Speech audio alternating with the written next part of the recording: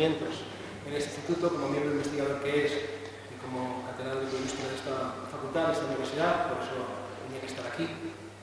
Al profesor doctor Esteban Mestre Delgado, que es licenciado y doctor en Derecho con premio extraordinario de la Universidad de Alcalá, catedrático de Derecho Penal en esta universidad y abogado penalista. En la actualidad preside la sección cuarta de lo penal de la Comisión General de Codificación del Ministerio de Justicia. Ha sido alto representante del Reino de España en el Comité de Prevención de la Lectura del Consejo de Europa y participado en el proyecto de Código Penal de 1990 y, asimismo, en la última reforma del Código Penal vigente, la reforma de 2015, en la que también su mano ha retocado las cosas a mejor. Algunas. Es asimismo director de la revista La Ley Penal, revista de Derecho Penal Procesal y Penitenciario de la editorial La Ley, redactor jefe del Anuario de Derecho Penal y Ciencias Penales del Ministerio de Justicia y autor de numerosos libros, artículos científicos en materia de derecho penal. Es miembro investigador, como he dicho, del Instituto, ha dirigido proyectos de investigación en el mismo y varias tesis doctorales. Está en posesión de la Cruz de San Raimundo de Reforma del Ministerio de Justicia, de la Medalla al Mérito Policial de la Guardia Civil y de la Medalla al Mérito Social Penitenciario del Ministerio de Interior. Y, sobre todas las cosas, es un grandísimo compañero y ya, para terminar de decirlo, es muy difícil. Es un verdadero placer poder contar con sus conocimientos y con su experiencia para hacer que un tema como es el siguiente, que es la responsabilidad penal del tráfico de estupefacientes, del tráfico de drogas, lo va seguramente a hacer muchísimo más sencillo de lo que normalmente pudiera ser por otra vía. Muchísimas gracias, Esteban, de verdad, por participar una vez más y por estar con nosotros. Pues muchísimas gracias, querido Enrique, por esta amabilísima presentación, la oportunidad de compartir una vez más este encuentro de investigadores y dirigirme a un público tan interesado, como estoy viendo, que está presente, tan plural, lo cual genera otros problemas de perspectiva, a los efectos de ver cómo cuento algo que pueda interesar a los unos de la misma manera que a los otros o no aburrirles a todos con la misma intensidad. Y desde luego estoy muy satisfecho de ver cómo el Instituto sigue creciendo, sigue ampliando sus actividades, ampliando la capacidad de llamada y desde luego los resultados de sus investigaciones. Esto es una satisfacción porque uno de los deméritos que tiene la vida forense moderna es la completa separación entre las distintas personas que formamos parte de este sistema de administración de justicia. Digo en muchas ocasiones que las fuerzas y cuerpos de seguridad no entienden a los abogados no entienden a los jueces no entienden por qué unos y otros hacemos las cosas como las hacemos, los fiscales dan también su granito de discordancia, de tal manera que hay un momento en que hay que explicarlo. Tenemos que reunirnos todos y decir por qué la labor policial, que a veces lleva años generando una determinada línea de investigación que es provechosa, que encuentra pruebas, se encuentra de repente con un auto de nulidad de todo. Desde hace, me ha pasado en un caso reciente, nulidad de todo lo actuado en los últimos 16 años, decía el juez. Y claro, las fuerzas y cuerpos de seguridad se abrían las venas diciendo, ¿16 años trabajando para nada? En los mismos términos, los abogados queremos plantear cuestiones que los jueces no nos resuelven. Los jueces hacen interrogatorios a los peritos que los peritos dicen, este no se ha enterado de nada. De tal manera que en muchas ocasiones, digo, la ocurrencia de hacer foros comunes es lo más acertado. Vamos a explicarnos por qué las cosas funcionan o dejan de funcionar. Vamos a crear sinergias, vamos a resolver problemas y, sobre todo, a hablarlos. Aquí estáis viendo enfoques muy distintos. Algunos los veis con más aprovechamiento que los otros porque toca más a vuestra parcela. Pues los que estáis en la química, los que estáis en el laboratorio, habréis disfrutado de alguno de estos ejemplos y alguno de los listados de sustancias que yo sencillamente no entiendo. Pongo cara de interesado, pero os debo confesar que no entiendo lo más mínimo. En los mismos términos, pues habrá conferencias de derecho, nos han puesto una hora muy taurina, hoy y mañana tenéis a las 5 conferencias de derecho, y pues lo siento, porque los señores de química y los de ciencias y en general los de laboratorios pues les pueden ver algo más lejano a su centro de interés. Pero si lo enfoco, y voy a intentarlo hacer así, como una explicación que sirva de punto de encuentro, de lugar de separación de problemas y de búsqueda de encuentros, pues igual os llamo la atención. En la explicación que toca hoy es regulación jurídica de los delitos de tráfico de drogas, los delitos de narcotráfico, y mañana se complementa con la intervención de un magistrado de la Audiencia Nacional acerca más específicamente de la aplicación operativa por los jueces de esta base normativa y también con más especificidad del funcionamiento de la justicia contra las redes organizadas de narcotráfico, el concepto de esa organización criminal y todas las líneas de investigación que hacen precisas la desarticulación de esas bandas. Pero mi enfoque, aunque sea la regulación, y sería tan fácil como decir, y ya me han sufrido algunos de los presentes aquí decir esto en clase, 368 y siguientes del Código Penal. Abran, por el 368 vamos a empezar a ver problemas típicos. Eso no sería suficiente, aquí no sería comunicativo. Entonces quiero plantear, con ocasión de esta regulación del tráfico de drogas, una perspectiva que puede ser de interés común. Quiero fijarme en política criminal, quiero fijarme en técnica legislativa y quiero fijarme también en reglas exorbitantes del derecho habitual para la lucha contra los grandes problemas, que pueden ser terrorismo, pueden ser drogas y otros semejantes. La primera pregunta que tenemos que hacernos cuando acercamos al Código Penal es ¿por qué se legisla así? ¿Por qué estimamos que una conducta es delictiva? Porque, creedme, y ahora que me ha tocado formar parte de un órgano asesor en técnica legislativa, estoy cada día más asustado de cómo se legisla. Yo iba con alguna ingenuidad a enfrentarme con el cuerpo legislativo y decía, bueno, pues aquí está la gente preparando los proyectos, comparando los derechos de nuestro entorno, buscando los antecedentes legislativos, y luego resulta, esto son hechos ciertos, que podéis comprobar viendo los diarios de sesiones o sencillamente viendo el Código Penal, que a consecuencia de una enmienda transaccional, porque yo te cambiaba este artículo o esta subida de pena porque tú me metieras esta víctima especial o esta protección de un sujeto o una persecución de autor, pues salían cosas tan estupendas como un artículo 621, ya derogado, donde para la persecución de las faltas de homicidio imprudente por imprudencia leve era necesaria la denuncia del ofendido, o sea, del muerto. En fin, había algunos problemillas allí, como por ejemplo, que trabajando por comisiones, el mismo delito estaba en dos partes del código. Esto ha sido hasta hace muy reciente. En el Código Penal 95 hemos tenido la presentación de documento falso en juicio dentro de los documentos falsos y dentro de los delitos contra la Administración de Justicia. Era el mismo delito, pero con dos penas distintas. Entonces decías, bueno, ¿y cómo elijo? Siempre el más favorable. ¿Pero por qué? La técnica legislativa es una de nuestras asignaturas pendientes. Se legisla muy mal en España. Tenemos muy poca capacidad de construcción de normas que sirvan para entenderse. Yo en clase pongo en muchas ocasiones como ejemplo los delitos de homicidio o los delitos de estafa, que en su regulación, en poco más de 2 líneas, dan una capacidad de información como tomos enteros harían falta para describirlo. Y sin embargo, las últimas regulaciones, la modificación, por ejemplo, de los delitos contra la hacienda pública, son 4 páginas de Código Penal. No hay opositor que pueda aprenderse eso. No es suficientemente expresivo de la materia de prohibición, pero por exceso. No porque se hayan quedado cortos, sino por exceso. Luego, entonces, el problema primero es cómo legislamos. ¿Cómo vamos, con qué técnica legislativa vamos a hacer realidad un problema de política criminal que nos tiene, primero, que venir predeterminado por el legislador? Con la técnica legislativa llevamos al Código Penal unas conductas que la sociedad considera intolerables. Pero las considera intolerables en el grado sumo.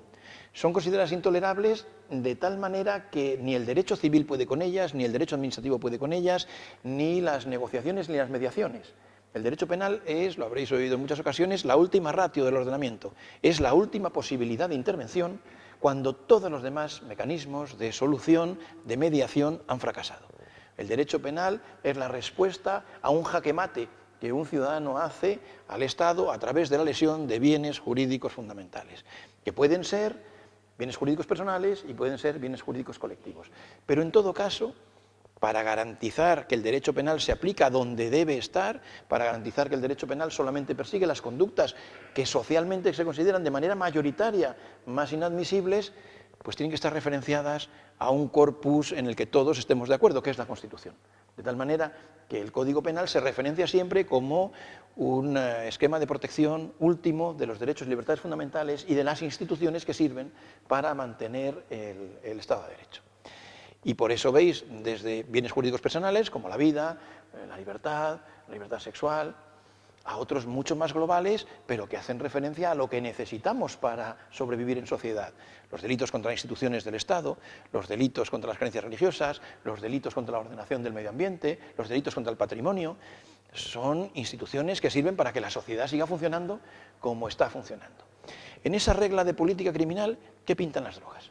Cuando queremos sancionar el tráfico y otras medidas complementarias de las drogas, ¿en qué estamos pensando? En la lesión personal. El pobre drogadicto que está muy desmejorado por las calles, que se le caen los dientes, que necesita una asistencia médica inmediata y que sin embargo cada vez que tiene 2 duros, en lugar de comprarse un bocadillo, va a comprarse otra dosis para profundizar en su lesión. Pues tengo que deciros que no. Las drogas no están penalizadas porque vayan a causar un daño personal. No está en los delitos contra la integridad personal, no está en los delitos contra la vida. Y eso tiene consecuencias pues realmente importantes a efectos de técnica legislativa y después de aplicación de los tipos. Si una madre pega a un hijo, si el esposo mata a la esposa, ya sabéis que además del delito que castiga esa conducta intolerable, reprochamos algo más, que es la vulneración de esos lazos de consanguinidad, esos lazos de familia, que tienen que hacer más protegible el bien jurídico. Es mucho más desalmado el que pega a un hijo que el que pega a un extraño, y por eso le aplicamos un agravante de parentesco. Sin embargo, si yo le vendo la droga al hijo, o se la paso en el centro penitenciario, o le inyecto yo directamente, no hay agravante de parentesco, porque el parentesco no tiene nada que ver con la regulación, tal como la tenemos de tráfico de drogas. No es un delito que proteja un bien jurídico personal y, por tanto, al no proteger ese bien jurídico personal, la familia no tiene por qué respetarlo. Traficar entre esposos, traficar con los hijos, es lo mismo, a efectos criminológicos, que traficar con extraños y traficar con personas que no has visto en la vida. Luego, entonces, estamos un poco desorientados. ¿Dónde encontramos el tráfico de drogas? Como os decía antes, hay que pasar bastantes artículos de la parte especial hasta encontrarnos un capítulo 3 de los delitos contra la salud pública. Esto viene a partir del 359 y solamente unos artículos más adelante, el 368, empieza el tráfico de drogas. Pero ese capítulo 3, delitos contra la salud pública, ¿qué protege? Primero, bienes jurídicos supraindividuales. No estamos castigando la lesión de una sola persona, en concreto. Estamos hablando de una lesión colectiva. Y dentro de esa lesión colectiva, el bien que unifica ese interés colectivo es la salud. Entonces, dices, la salud de la colectividad contra las actuaciones de los traficantes de droga se protege de la misma manera que nos protegemos frente a la adulteración de alimentos y frente a la falsificación de medicamentos, por ejemplo. En este mismo capítulo tenemos esas 3 conductas seguidas. La adulteración de alimentos, la falsificación de medicamentos y el narcotráfico. Luego, fijaros, por tanto, que al legislador lo que le preocupa es la salud colectiva. Cuando tipifica... Ahora habéis visto cómo está el Parlamento español. Llevamos pues 2 años de práctica parálisis normativa porque no hay mayorías, no hay acuerdos. Bueno, y mientras tanto los delincuentes siguen a lo suyo. Luego es mucho más fácil que haya un gap, que haya una distancia entre la actividad criminal y la represión, que no un adelantamiento, y no digo ya cercanía. El legislador no está previendo todas las circunstancias del delito, pero bueno, tampoco es para quejarse. Al 90% sí que tenemos previstas todas las conductas criminales. Luego tendremos problemas de prueba, tenemos problemas de persecución, tenemos problemas de foro, porque en muchas ocasiones, como os he dicho, esta delincuencia es transnacional y la gente opera desde distintos países, los envíos se hacen desde territorios francos en muchas ocasiones, se intenta burlar la actuación de las fuerzas y cuerpos de seguridad con miles de disfraces y introduciendo la droga a través de muchos formatos. Luego esto es un pulso permanente, pero que, indico, tiene que partir del Código Penal. ¿Qué es lo que hace nuestro Código Penal? En términos generales, establece conductas y penas. Nos dice cuál es la conducta prohibida y a cada conducta prohibida le apareja una concreta sanción. Las drogas están mal vistas, yo creo que ya os estáis haciendo la idea, y por tanto lo que hace el legislador es una punición dirigida a reprochar todas las manifestaciones de la aparición de las drogas en el mundo contemporáneo. Esto es lo que veis en el artículo 368 que antes citaba, que a la hora de definir lo que es la conducta típica, fijad qué relato efectúa. Sanciona a los que ejecuten actos de cultivo, elaboración o tráfico, o de otro modo promuevan, favorezcan o faciliten el consumo ilegal de drogas tóxicas, estupefacientes o sustancias psicotrópicas, o las posean con aquellos fines. Bueno, 3 líneas de verbos sucesivos. Todo está castigado.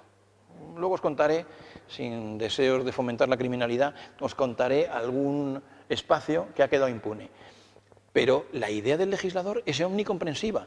Este montón de verbos que se están utilizando están significando, están lanzando el mensaje a la sociedad y el instrumento a los jueces de que todo el que ande en relación con las drogas tóxicas, sustancias psicotrópicas o estupefacientes va a tener pena, porque no se admite ningún margen de actuación.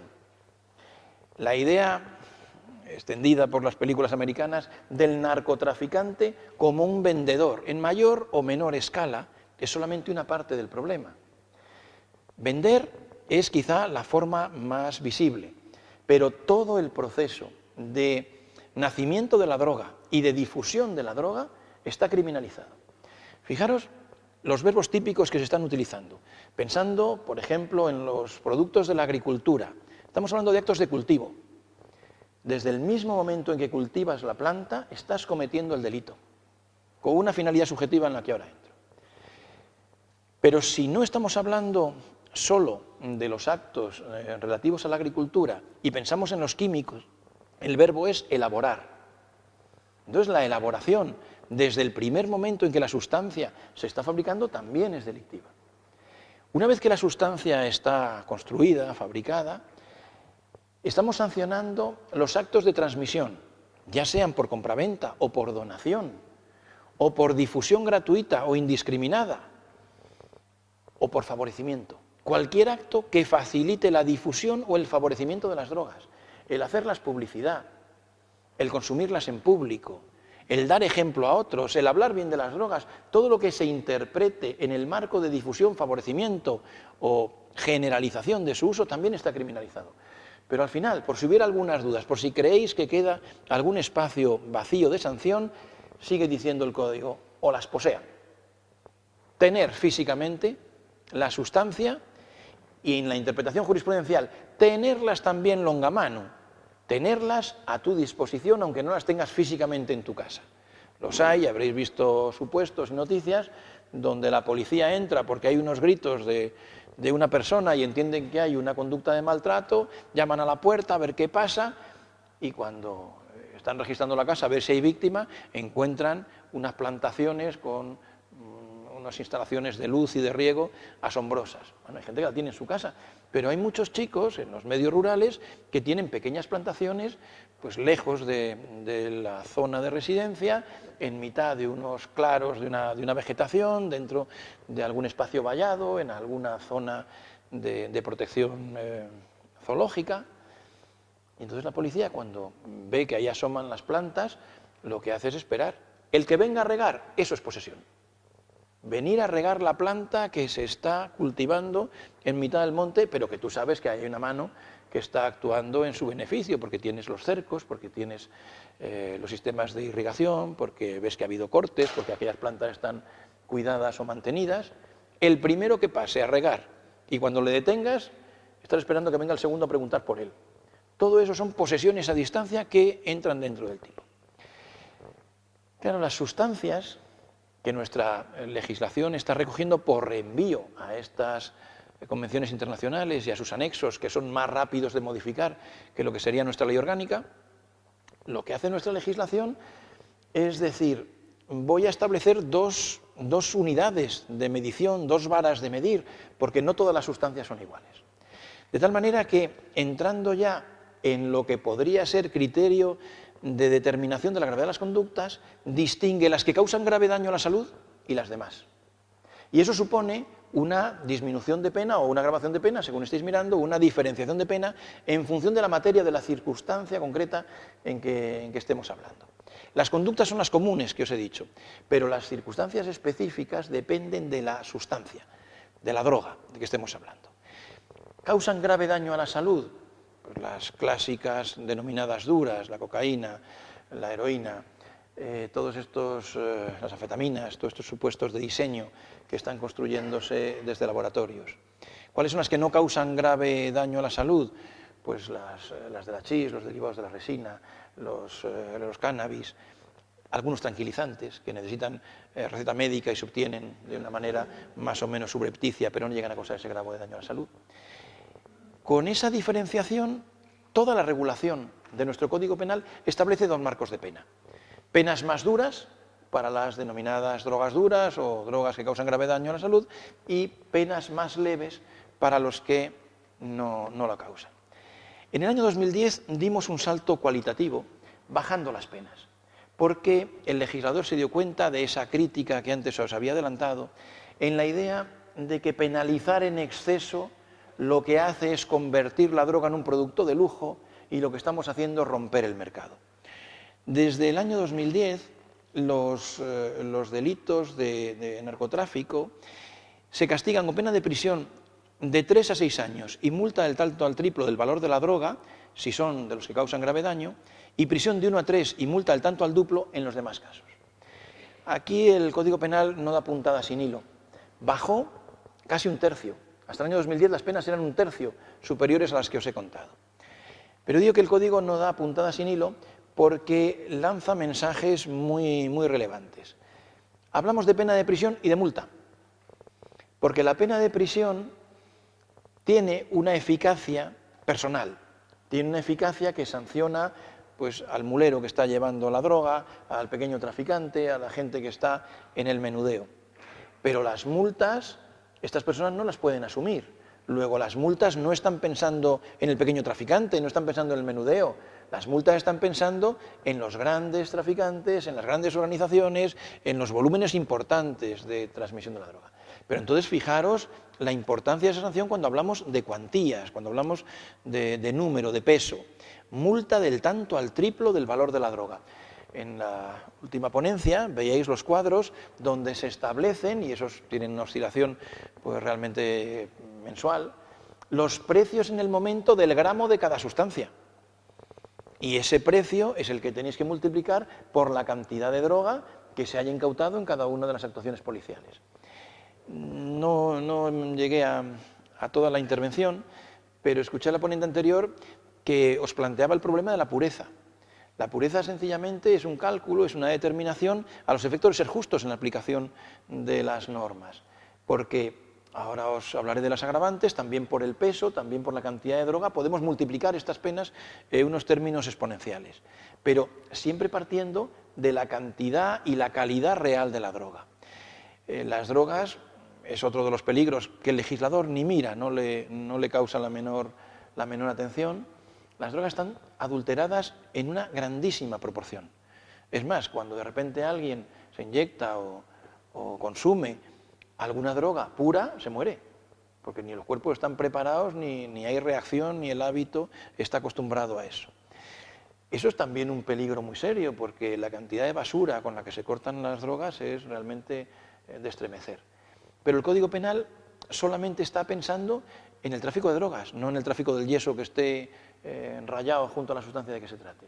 Por tanto, y ahí está una de las labores fundamentales de los laboratorios policiales, lo que tenemos que determinar es, en un ladrillo de sustancia, cuánta cantidad de droga hay.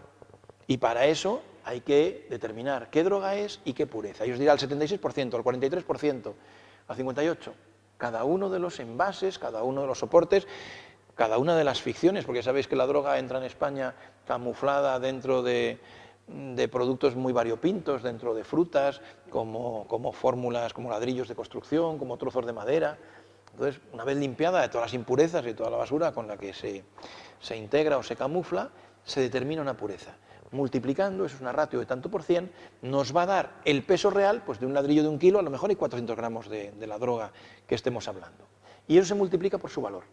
Y por tanto tendremos ya un peso que es importante para determinar cuál es la pena y después un precio que es importante para determinar la multa. Multiplicando hasta el triplo de ese valor de mercado, las multas pueden ser impresionantes como os imaginaréis.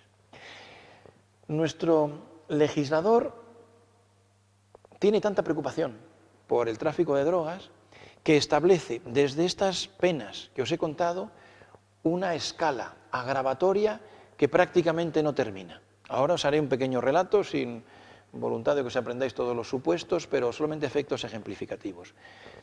Estas penas que os he dicho, que pueden ser altas en términos objetivos, son ridículas en la práctica real, porque en casi todos los supuestos en los que intervienen las fuerzas y cuerpos de seguridad, en los que después la jurisprudencia aplica estas normas, nos encontramos con alguna circunstancia de agravación que provoca que se disparen las penas. Pero os decía que el legislador no da puntada sin hilo, y en las drogas blandas, en las que no causan grave daño a la salud, ha establecido una pena de 1 a 3 años de prisión más la multa, que tiene un mensaje muy claro. El que entra en el tráfico de drogas, que suele ser un pequeño distribuidor, empieza por las drogas leves, por las drogas blandas, tiene un horizonte de pena que puede ir de 1 a 3 años. En ese horizonte de 1 a 3 años hay una barrera intermedia que son los 2 años, que para los penalistas tiene un mensaje clarísimo. Es el tope máximo conforme al cual se puede impedir la entrada en prisión. Una suspensión de la ejecución de la condena se da en términos generales cuando la pena no llega a 2 años de privación de libertad. Luego, cuando el legislador bajó las penas en el año 2010 y dijo las penas que se imponen al tráfico de estas drogas blandas tienen de 1 a 3, está diciendo, pequeño traficante, persona que comienzas en este delito, si colaboras, si te buscas atenuantes, vas a tener mitad inferior de pena, vas a tener pena de 1 a 2, y con pena de 1 a 2 no entras en prisión.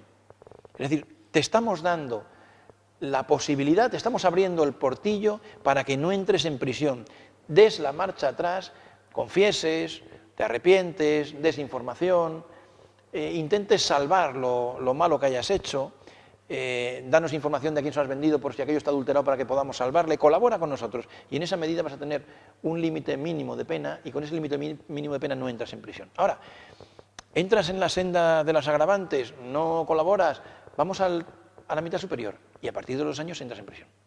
Con lo cual no es arbitraria esa pena de 1 a 3, es una pena pensada en términos de política criminal para generar una disyuntiva en el delincuente que haya sido detenido, que tenga la posibilidad, estamos hablando solo de drogas blandas, de participar de los efectos beneficiosos de esos sistemas de suspensión de la ejecución.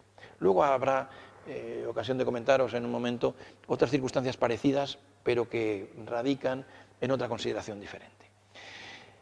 Sobre esta estructura, todo castigado, empezamos a ver agravantes. El 369 nos dice que se impondrán penas superiores en grado a las señaladas en este artículo que os he leído cuando pase cualquiera de estas circunstancias, que son legión. Que el culpable fuera autoridad, funcionario público, facultativo, trabajador social, docente o educador y obrase en el ejercicio de su cargo, profesión o oficio. Que el culpable participara en otras actividades organizadas o en cuya ejecución se faciliten por la comisión del delito. Que los hechos se realizaran en establecimientos abiertos al público por sus responsables o empleados.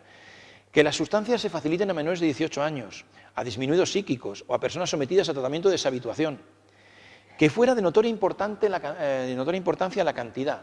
La notoria importancia, según un acuerdo de Pleno Tribunal Supremo, está establecido en 500 dosis. Cada una de las sustancias tiene un tope psicoactivo y una cantidad en la que se valora por los institutos y los laboratorios de medicina legal la dosis diaria de consumo. Esta agravante es cuando el tráfico tiene por objeto un importe que supera las 500 dosis. Sexta, las sustancias se adulteren, manipulen o mezclen entre sí o con otras, incrementando el posible daño a la salud. Séptimo, estas conductas tengan lugar en centros docentes, en centros, establecimientos, unidades militares, en establecimientos penitenciarios, en centros de deshabituación, rehabilitación o en sus proximidades. Octavo, se empleare violencia o se hiciera uso de armas en la ejecución de los hechos. Bueno, tenemos 8 apartados en función de las cuales las penas suben un grado. Y subir un grado significa que la pena de las drogas duras de 3 a 6 años pasa a 6 a 9 años. Y las penas por las drogas blandas de 1 a 3 pasa a ser de 3 a 4,5. Luego ya tenemos un incremento notable de penas. Pero seguimos. 369 bis, y mañana os contará la Velasco algo más de esto. Si se realizaran estos hechos por personas que participen en organización delictiva, la pena entonces será de 9 a 12 años. Si estamos hablando de los graves tóxicos y de 4 años y medio a 10 años en las conductas en las drogas que no causan grave daño a la salud. A los jefes encargados administradores de la organización, penas superiores en grado, con lo cual ya estamos hablando de 12 a 18 años en el delito grave y de 10 a 15 años en el delito menos grave. Claro, son ya penas que igualan las del homicidio. Fijaros, a efectos de gravedad de la dureza, cuáles son los términos que maneja el legislador. El 370 vuelve a decir, pena superior en 1 o 2 grados al 368 cuando se utilice, no que los destinatarios sean estos, sino que se les utilice en la comisión delictiva a menores de 18 años o a disminuidos psíquicos. Se trate de los jefes administradores de las organizaciones o fuesen conductas de extrema gravedad, que también es un acuerdo de Tribunal Supremo que establece en 1000 veces, en 1000 múltiplo de 1000, la cantidad de notoria importancia, es decir, 500.000 de dosis. A través de 500.000 de dosis tenemos ya esta cuantía. Finalmente, tenemos algún elemento de superagravación cuando hay personas específicas que por su razón personal, facultativos, personas intermediarias en el sector financiero, funcionarios públicos, trabajadores sociales, docentes o educadores, tengan participación en estos hechos delictivos. Luego, el legislador está manteniendo la idea de que son delitos muy graves, que son delitos a los que no se les permite el más mínimo resquicio de admisión. El único resquicio, que antes os decía, sin intención de ser criminógena mi exposición, es el autoconsumo, siempre que no sea público, porque eso tiene también sanción administrativa, y la posesión para autoconsumo. Pero es una posesión para autoconsumo que tiene que ser razonable dentro de un consumo inmediato en términos de 5, 7, 10 dosis, algo muy inmediato. Y algo que esté vinculado a la adicción del propietario. Tener 7 dosis, decir que es para consumo propio y no tener ningún antecedente de consumo y no tener una prueba médica que diga que tienes la sustancia en el cuerpo, pues lógicamente no sirve. Pero una vez que vemos que el legislador tiene esta idea clara de castigar mucho, de castigar duro a las personas que se dedican al tráfico de las drogas, nos encontramos con una realidad contradictoria. Y esta es una de las reflexiones sobre las que los penalistas nos planteamos de vez en cuando la existencia de problemas ontológicos. Le tenemos mucho miedo a estas organizaciones, como le tenemos mucho miedo al terrorismo, le tenemos mucho miedo a las grandes mafias, y hacemos un derecho penal a la medida. Y en las drogas vais a ver algunas instituciones que, frente a esta anunciada dureza de respuesta, abre otras posibilidades de reducción de penas o de comprensión que son muy poco explicables. Muy poco explicables más allá de la intención de desarticular la organización. Frente a mafias, frente a organizaciones, el Estado se piensa que no vale solo con la dureza de la reacción, que también puede haber maniobras, puede haber instituciones, puede haber movimientos que sirvan para desmoronar esa eficacia, esa organización, esa capacidad delictiva de las grandes mafias. Y entonces nos encontramos de repente con una posibilidad de suspensión de la ejecución de las penas a los condenados hasta 5 años de prisión, que hubieran cometido el delito por causa de su adicción. Y dices, pero vamos a ver, si estamos diciendo que queremos establecer penas altas precisamente para demostrar que el Estado no admite esas conductas, ¿cómo posibilitas la suspensión de la ejecución hasta 5 años? Que 5 años es una barbaridad en términos de pena. Es una cantidad de pena que se establece en delitos muy graves, en graves lesiones tenemos penas de 5 años. Pues la idea es precisamente separar al consumidor, separar al adicto de las redes. Si a esta persona que le han involucrado de tal manera que nunca le iba a caer esa penita pequeña de 1 a 2 que os he dicho, que ya ha dado el paso de negociar, de traficar con las graves sustancias, que ya tiene una capacidad de dominio dentro de la organización, precisamente porque su adicción es ese bucle que le obliga a tener cada vez más actividad para tener el dinero para seguir asistiendo a su consumo, el legislador dice, vamos a romperlo. Aunque hayas incurrido en delitos que llegan hasta 5 años de prisión de libertad, te doy la posibilidad de que no entres en prisión. Ahora, cúmpleme todas las condiciones de la suspensión.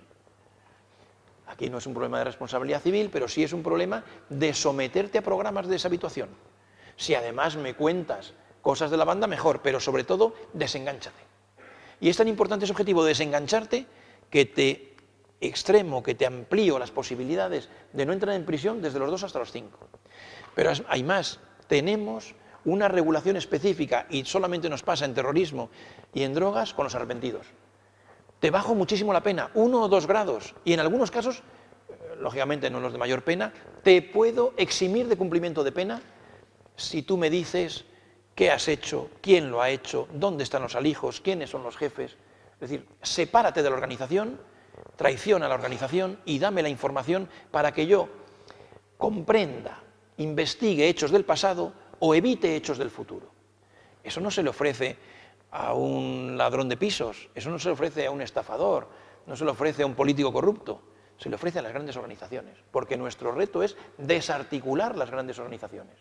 Y para esas grandes organizaciones nos inventamos algunos sistemas llamativos, pero que nos sirven para complementar la política del palo con unas políticas arteras, inteligentes, de desarticulación. Supuestos que no pasan en ningún otro caso. La entrega vigilada de drogas. ¿Es posible que la policía mire para otro lado mientras se trafica con la droga? Bueno, menuda barbaridad, dicho así. Pero la entrega vigilada en el tráfico de drogas supone que, captado un pequeño alijo, suponed que cuando llega una maleta con droga muy camuflada de Venezuela, de Colombia, de donde queráis, y lo detecta la Guardia Civil, se plantea, detengo a este, que es un desgraciado, porque el que va a coger la maleta, le han pagado 200 euros para coger la maleta y dejarla en otro sitio, dejarla en una consigna o dejarla en un taxi. ¿Voy a capturar al de la maleta, que es un desgraciado? ¿O vamos a ver a dónde nos lleva la maleta? Y hay una previsión legal específica para dejar que circule la maleta, con el riesgo que supone que la maleta se puede perder, pero una previsión específica para drogas. Vamos a seguir el objeto intentando que nos lleven a la casa madre, y en la casa madre estarán los dueños o responsables o personas de más peso que el que estaba recogiendo solamente la maleta. Luego, fijaros lo que son mecanismos excepcionales de actuación para desarticular estas bandas. El agente provocador, otro elemento que no vais a ver en una delincuencia común, la de todos los días, la de Plaza Castilla, no tenéis agente provocador.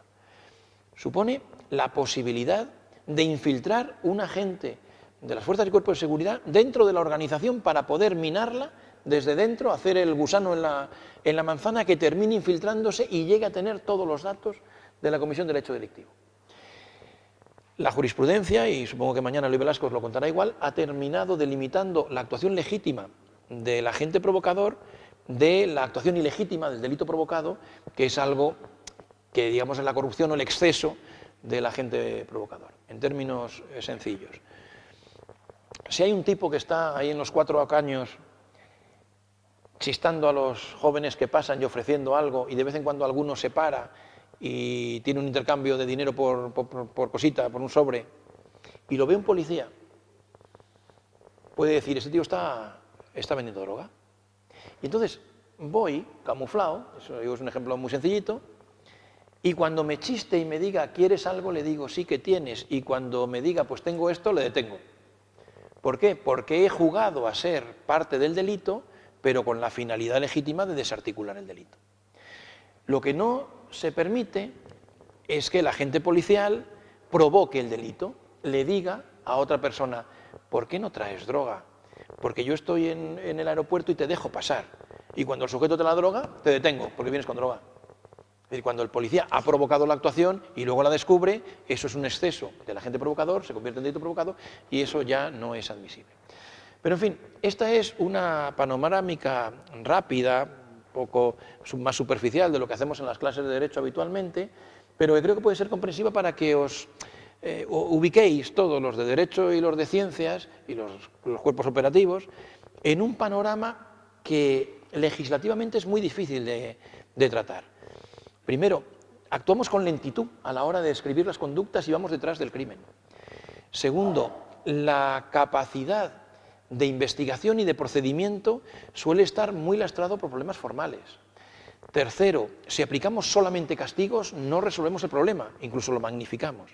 Y de ahí esta complejidad de juegos, de amenazas, de sanciones y de puertas abiertas. Y a partir de ahí, a responder vuestras dudas. Las que queráis, muchísimas gracias.